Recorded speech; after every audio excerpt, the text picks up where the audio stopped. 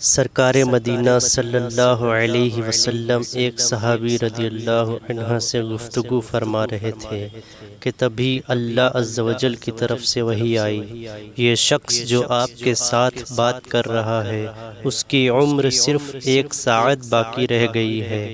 وہ عصر کا وقت تھا کہ سرکار مدینہ صلی اللہ علیہ وسلم نے اس صحابی رضی اللہ عنہ کو اس بات سے آگاہ فرمایا۔ وہ بے قرار ہو گئے اور عرض کیا، یا رسول اللہ، مجھے ایسا عمل بتائیں جو اس وقت میرے لیے مناسب ہو۔ سرکار مدینہ صلی اللہ علیہ وسلم نے ارشاد فرمایا، علم حاصل کرنے میں مشغول ہو جاؤ۔ تو وہ علم حاصل کرنے میں مشغول ہو گئے اور وہ مغرب سے قبل انتقال فرما گئے۔ راوی کا کہنا ہے کہ اگر علم سے افضل کوئی اور چیز ہوتی تو سرکار صلی اللہ علیہ وسلم اس وقت میں اسی کے کرنے کا حکم دیتے۔